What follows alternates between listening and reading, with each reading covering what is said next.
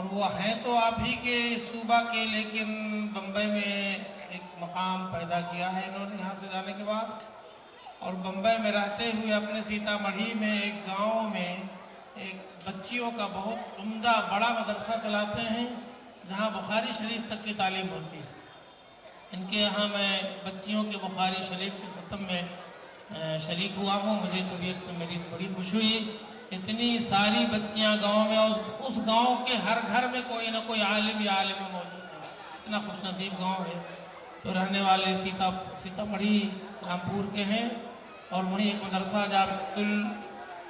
جامعۃ الصالحات چلاتے ہیں جی، جامعۃ المومنات چلاتے ہیں حضرت مولانا محمد عبید اللہ قاسمی صاحب، اب آپ کے سامنے ہیں۔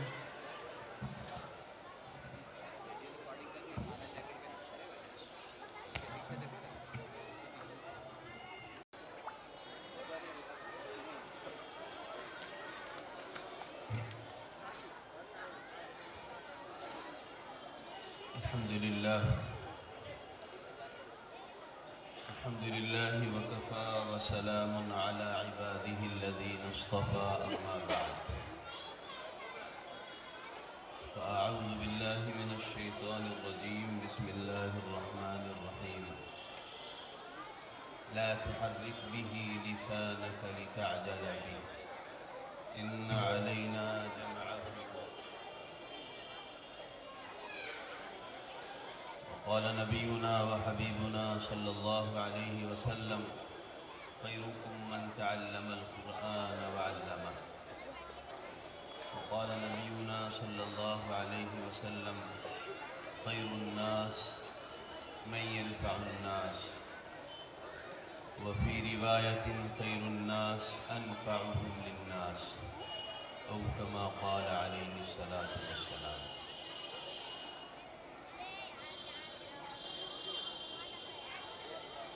اس عظیم الشان جلسے کے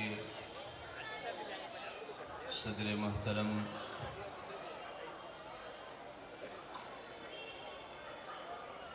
نبیر نمونہ اسلاف حضرت مولانا عمار صاحب، حضرت مولانا محمد افضل الحق صاحب برکاتہ،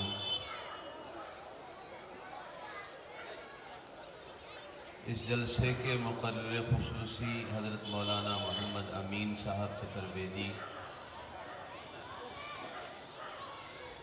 میرے مشفق استاد حضرت مولانا عتیق اللہ صاحب قاسمی، میرے رفیق و ہمدم حضرت مولانا محمد عالم صاحب قاسمی، حضرت مولانا غلام اکبر صاحب، اسٹیج پر رونق افروز دیگر تمام علماء کرام، اور میرے سامنے تشریف فرما آپ حضرات کا یہ مجمع، میری تمام مائیں اور بہنیں، خواتین و حضرات، السلام علیکم ورحمۃ اللہ وبرکاتہ۔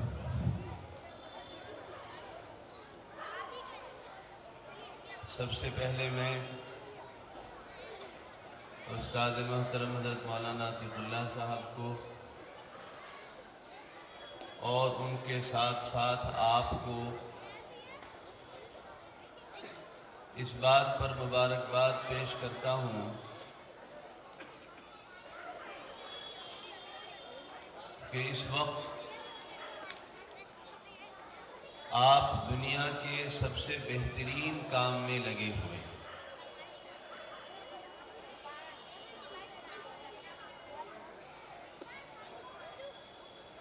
یہاں زمین پر بھی آپ کے ساتھ فرشتوں کی جماعت ہے، یہاں سے آسمان تک فرشتوں کا تانتا لگا ہوا ہے،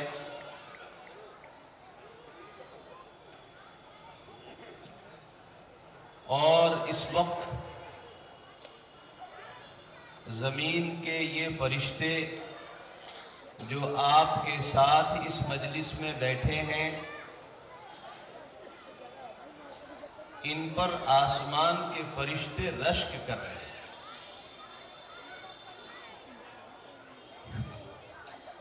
اس کی وجہ یہ ہے کہ اس مجلس کی نسبت اس قرآن سے ہے جس کے بارے میں اللہ کے نبی حضرت محمد رسول اللہ صلی اللہ علیہ وسلم نے فرمایا کہ تم میں سب سے بہترین وہ ہے جو قرآن مجید سیکھے یا اس کو سکھائے۔ تو جب آپ نے یہ ارشاد فرما دیا کہ قرآن مجید کو سیکھنے اور سکھانے والے لوگ سب سے افضل اور سب سے بہتر ہیں، تو جس جگہ پر قرآن مجید سیکھا جا رہا ہے وہ جگہ بھی سب سے افضل ہو گئی،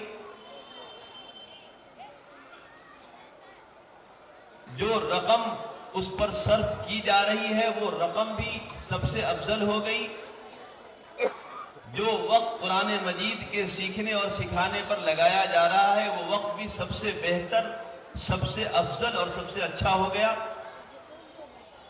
اور اس کی نسبت پر جو مجلسیں سجائی جاتی ہیں خاص طور سے حفاظ قرآن کے اعزاز میں وہ مجلس بھی دنیا کی سب سے اچھی مجلس ہوگی۔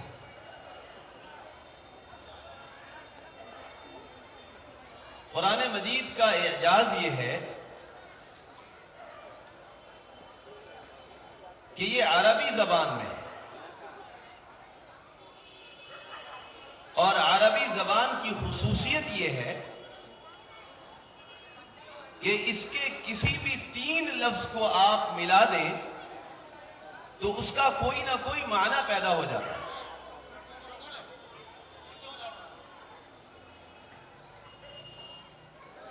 اس کی ڈکشنری میں 12 ملین یعنی 1 کروڑ 20 لاکھ الفاظ ہیں، حالانکہ اتنے الفاظ چائنیز زبان میں بھی نہیں ہیں، جبکہ چائنیز زبان کے الفابیٹس 400 ہیں، 400۔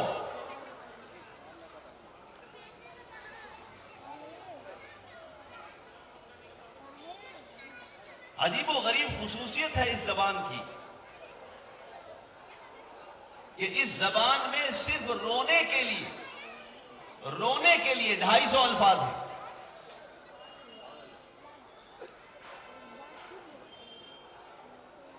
اس کے مقابلے میں آپ کی انگریزی زبان انتہائی یتیم و یسیر، مسکین اور غریب زبان ہے۔ ذکر چلا ہے تو عرض کرتا چلوں کہ آپ کی پوری انگریزی زبان میں پاکی کے لیے کوئی لفظ نہیں، جس کو ہم لوگ عربی میں طہارت کہتے ہیں، اور آپ اردو میں عظیم آباد کی اردو والے اردو میں پاکی کہتے ہیں، اس کے لیے آپ کی انگریزی میں کوئی لفظ نہیں۔ اگر آپ کے پاس ہو، پٹنہ کے نوجوانوں، میں نے صرف 3 مہینے آپ کے یہاں گزارا ہے اور الحمدللہ میری طبیعت اتنی اخاذ ہے کہ میں نے بہت کچھ سیکھا ہے۔ یہ جو میں یہاں بیٹھ کر تقریر کر رہا ہوں اور بمبئی کی تقریباً 10 مساجد میں میں تفسیر کرتا ہوں، ہفتے میں روزانہ 1 دن 1 جگہ،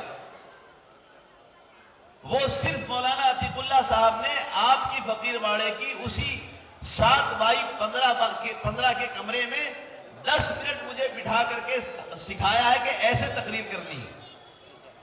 تو اگر آپ کے پاس اس انگریزی لفظ کا پاکی کے لیے کوئی انگریزی لفظ ہو تو مجھے ضرور بتائیے گا، میں اس کو اپنی ڈائری میں لکھ لوں گا۔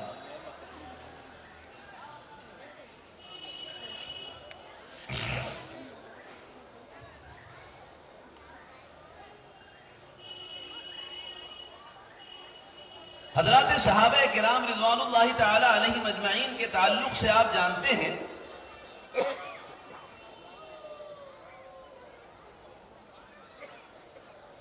کہ جب وہ ہجرت کر کے مدینہ منورہ آ گئے، اس سے پہلے ان میں بعض ایسی خرابیاں تھیں جس کا تذکرہ ہم آج بھی کرتے ہیں۔ مثال کے طور پر اوس و خزرج ہیں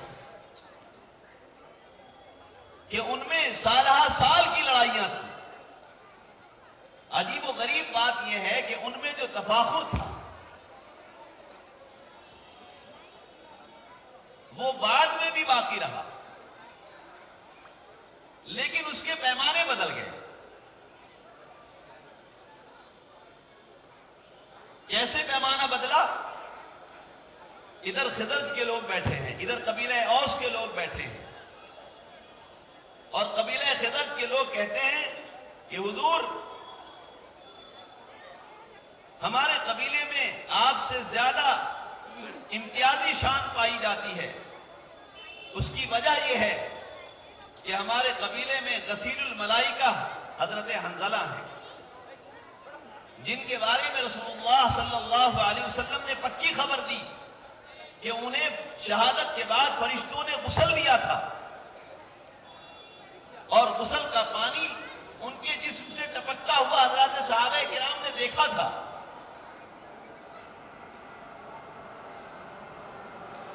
ہمارے قبیلے میں سعد بن معاذ ہیں،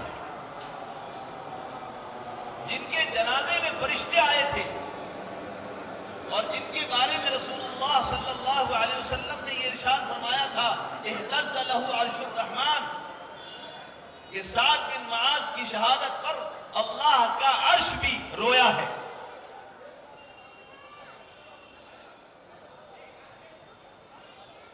اور دیگر لوگوں کے نام گنوائے کہ ہمارے درمیان ایسے لوگ ہیں، ایسے لوگ ہیں، ایسے لوگ ہیں۔ تو قبیلہ اوس کے لوگوں نے کہا کہ حضور آپ نے جو اپنے قبیلے کی یہ امتیازی شان بیان کی ہے اس سے انکار نہیں ہے، ہمارے سر آنکھوں پر، لیکن کچھ صفات ہماری بھی، کچھ خصوصیتیں ہماری بھی ہیں، ذرا سا آپ جگر تھام کر بیٹھیں اور ذرا ہماری بات بھی سن لیں۔ کہا ارشاد فرمایا کہ اگر آپ کے اندر غسیل الملائکہ حارثہ ہیں، ہمارے پاس معاذ بن جبل ہیں، ہمارے پاس ابی بن کعب ہیں، جو چاروں کے چاروں قرآن مجید کے حافظ ہیں۔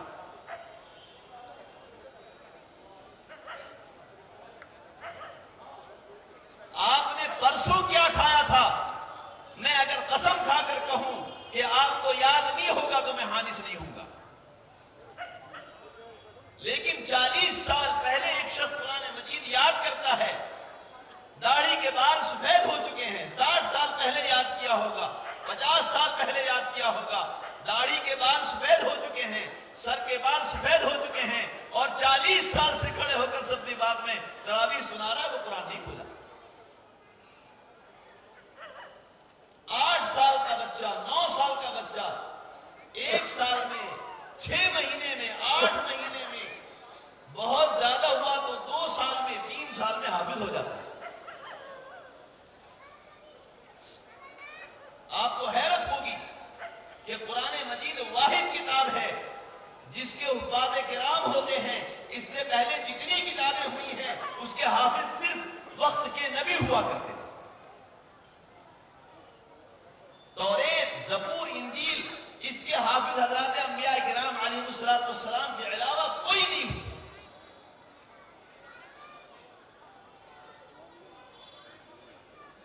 اور کیسا یاد کرتے ہیں؟ اپائنٹ نہیں کیا گیا ہے، لیکن ایک حافظ بچہ مسجد میں رمضان میں اچانک آ گیا،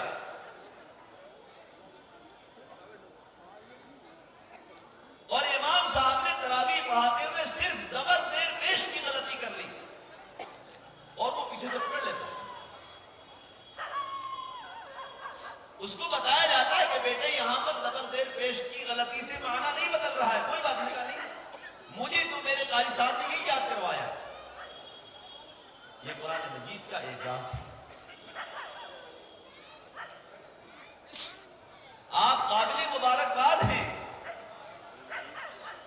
کہ ہر سال تقریباً 8-9 بچے، تقریباً اوسط 10 بچے آپ کے اس مدرسے سے حامل ہو رہے ہیں.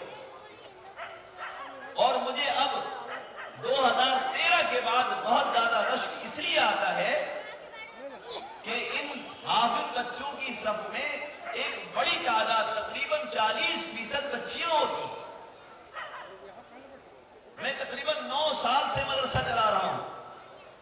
بخاری شریف کی 3 جماعتیں میرے یہاں سے فارغ ہو چکی، اور میں رات دن اللہ سے مانگ رہا ہوں، اپنے بزرگوں سے دعائیں کروا رہا ہوں، اپنے اکابر سے دعائیں کروا رہا ہوں کہ حضرت دعا فرما دیجئے میرے یہاں بھی حفظ کا نظام قائم ہو جائے. 11 استاد ہیں، اس کے باوجود آج تک 9 سال کی محنت کے بعد حفظ کا نظام قائم نہیں ہو سکا.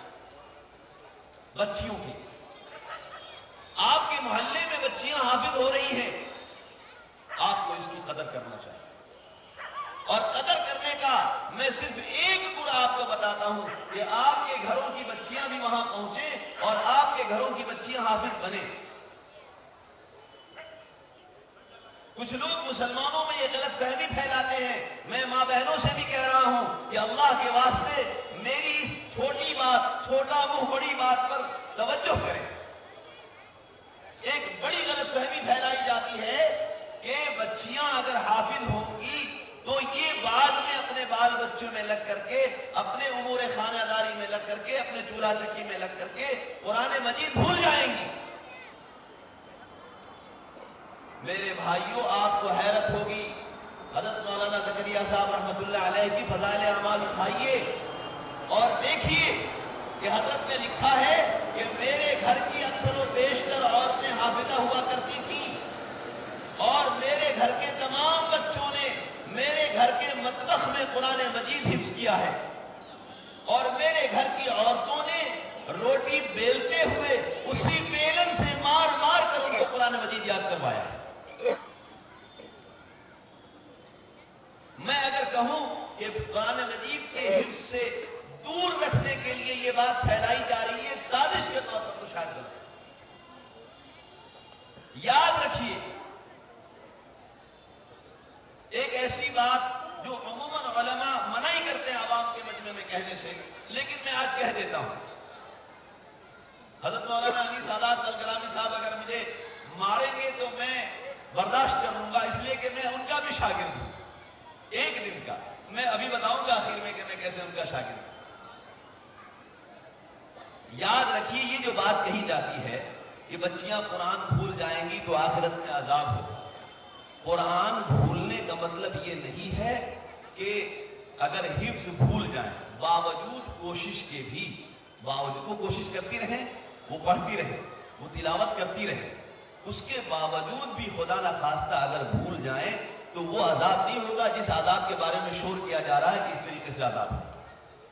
ہاں کوئی بچی دین سے اس قدر دور ہو جائے کہ وہ قرآن مجید کو دیکھ کر نہ پڑھ سکے تو اس کو یقیناً عذاب ہوگا. اس قدر بے التفاتی ہو، اس قدر بے توجہی ہو.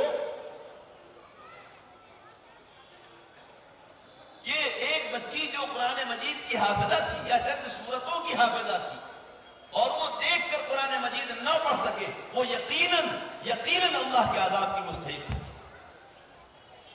لیکن اگر وہ حافظہ بنی اور حافظہ بننے کے بعد کم سے کم اتنا ہی ہوا کہ اس کے مخارج صحیح ہو گئے. عام لوگ قرآن مجید کی تلاوت ایک پارے کی آدھے گھنٹے میں کرتے ہیں اور وہ آرام سے 20 منٹ میں 15 منٹ میں کر لیتی ہے، تو یہ کیا معمولی بات ہے؟ اس لیے میرے بزرگوں، میں کوئی نقطہ بیان نہیں کروں گا. قرآن مجید کے تفصیلی نکات بیان کرنے کے لیے مفسر قرآن حضرت مولانا علی سادات الکرامی موجود ہیں، تشریف لا چکے ہیں مجھ سے میرے سامنے، تو وہ انشاءاللہ وہ شگافیاں کریں گے اور ان کو ہی جچتا ہے، ان کو ہی زیب دیتا ہے. میں صرف اتنی گزارش کروں گا آپ سے کہ آئندہ جب کبھی میں آؤں، حاضر ہوں آپ کی خدمت میں، تو یہ 4 بچیاں جو حافظ ہوئی ہیں، اس سے پہلے 2016 میں آیا تھا، مئی میں غالباً 21 یا 22 مئی کو آپ کا پروگرام تھا 2016 میں.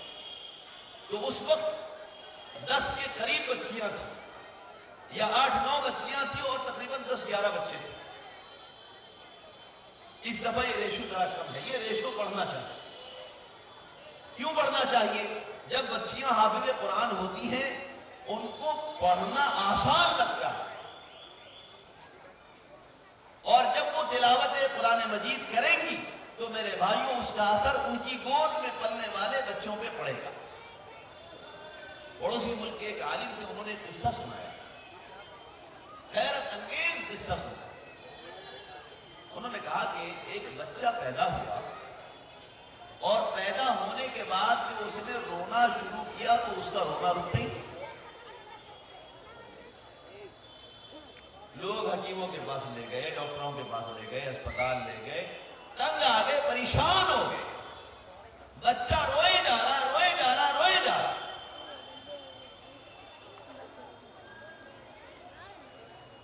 ہمارے یہاں بھی اسی ہوتا ہے، لوگ جب ہر جگہ سے تنگ آ جاتے ہیں، تھک جاتے ہیں، اب تو ڈاکٹر بھی کہتے ہیں کہ بھائی کسی مولوی ملا کو دکھا دو۔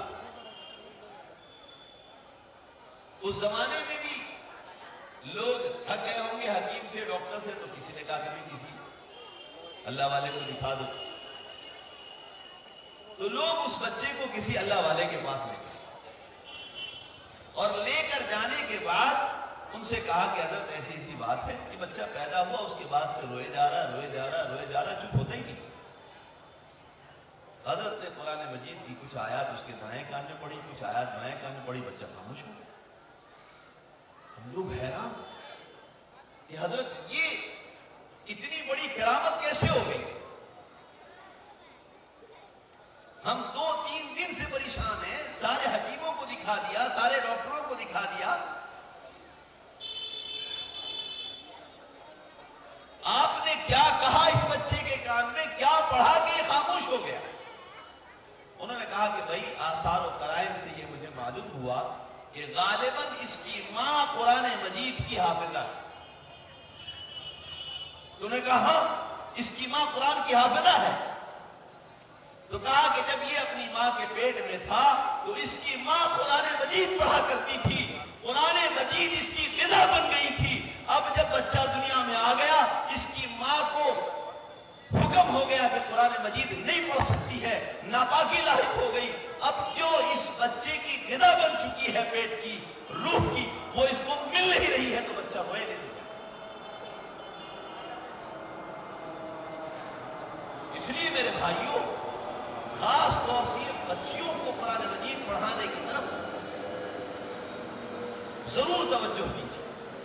شروع میں عصر کی نماز کے بعد بچیوں نے بیٹیوں کی طرف سے ماں باپ کو ایک پیغام کے نام سے ایک نظم پڑھی ہے، اس میں یہ کہا ہے کہ امی ابا مجھے تھوڑا دین سکھائیے گا، اور میرے بزرگوں مجھے معاف کیجیے، آج جو ہم اور آپ مل کر کے پوری دنیا میں شور مچا رہے ہیں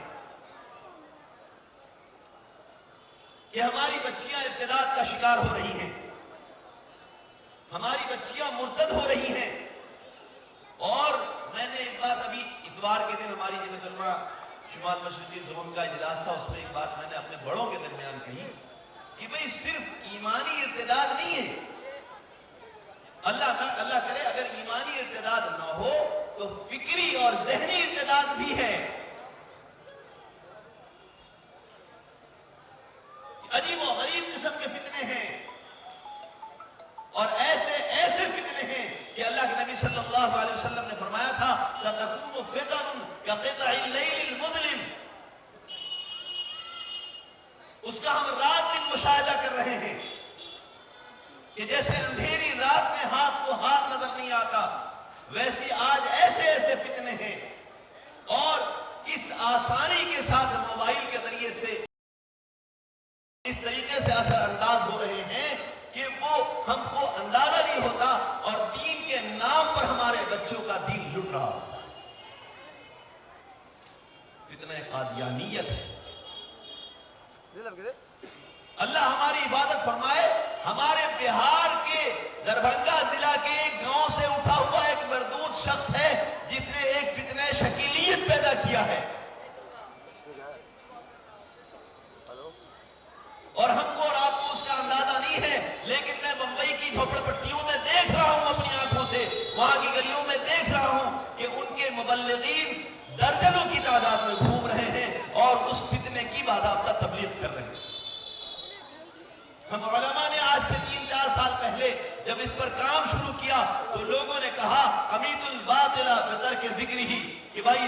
तज़किरा ना करो, जितना तुम तज़किरा करोगे उसकी तशहीर होगी।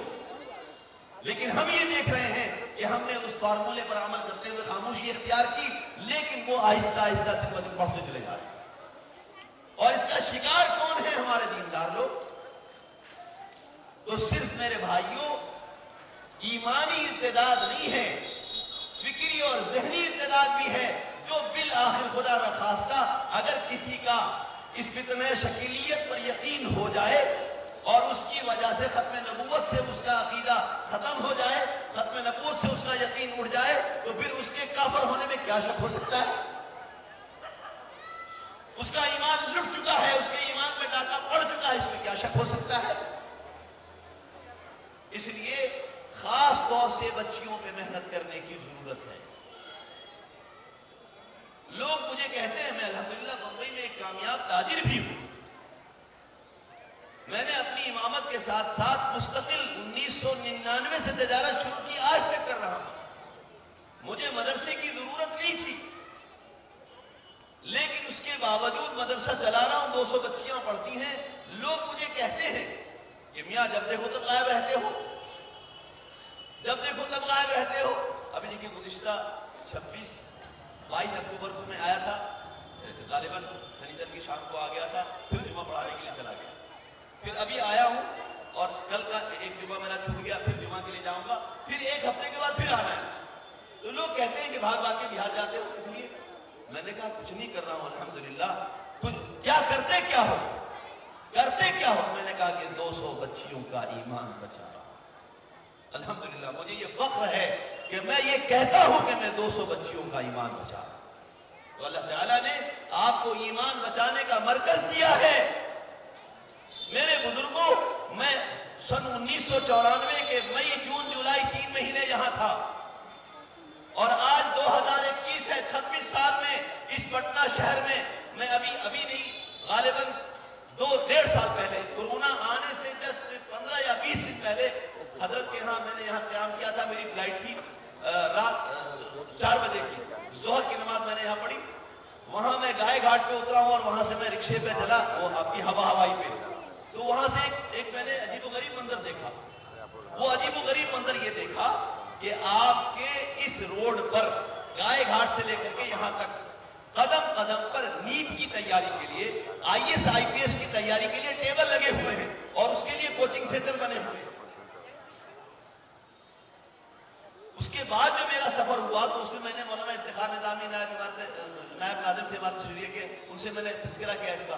तो उन्होंने कहा कि मौलाना, हिंदुस्तान में कोटा के बाद पटना दूसरे नंबर पर है IAS IPS की तैयारी के लिए, नीट की तैयारी। इतना इनकलाब 25 साल में मैंने देखा है, लेकिन इन 25 सालों में जिस फकीरवाड़े की, जिस मस्जिद में तहफीजुल कुरान का जलसा चल रहा था, मदरसा चल रहा था, वही है। उससे आगे मैंने तो तुमसे कम नहीं देखा है। अगर आपने कुछ किया हो तो मुझे दिखा दीजिए, और अगर आप नहीं कर रहे हैं, खास तौर से मैं ये आखिरी 3 मिनट के ये जुमले नौजवानों से कहना चाह रहा हूं कि मेरे नौजवानों, अगर आपने इस पर तवज्जो नहीं दी तो जैसे आज से 400 साल पहले 800 साल हुकूमत के बाद ये मुल्क आपके हाथों से निकल गया, आपके हाथों से छूट गया, वैसे ही आइंदा कभी भी आप इस मुल्क में कामयाबियों, कामरानी और हुक्मरानी के ख्वाब नहीं देख सकते। आपका ये मुल्क, आप ऐसा नहीं है। हज़रत मौलाना वली रहमानी ने ये बात बार बार कही थी कि ऐसा नहीं है कि आज आप पहली मर्तबा अक़लियत में हैं, आप हमेशा से अक़लियत में थे, बल्कि आज तो आप इस मुल्क की सबसे बड़ी अक़लियत है। बल्कि अगर जिस तरीके से वो समाज में बटे हुए हैं, जात पात में बटे हुए हैं, और उनके दरमियान मुख्तलिफ मज़ाहिब हैं, उनके मुख्तलिफ मनादिर हैं, उनके मुख्तलिफ धर्म हैं, उस तरीके से अगर देखा जाए तो हम सबसे बड़ी हैं। उसके बावजूद आज हम परेशान हैं। क्यों? इसलिए कि हमारे बुजुर्गों ने जो किया था हम आज भी वही कर रहे हैं। हमारे बुजुर्गों ने क्या किया? लाल किला बनाया, ताजमहल,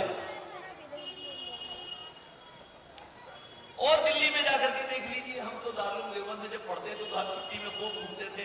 कितने किले हैं और उन किलों में भी सबसे जो बड़ी तादाद है वो मकबरों की। और अब आगे मैं महाराष्ट्र में देखता हूं तो यहां से लेकर वहां तक औरंगाबाद में भी बीबी का मकबरा, या भाई दूसरा ताजमहल बोले बीबी का मकबरा।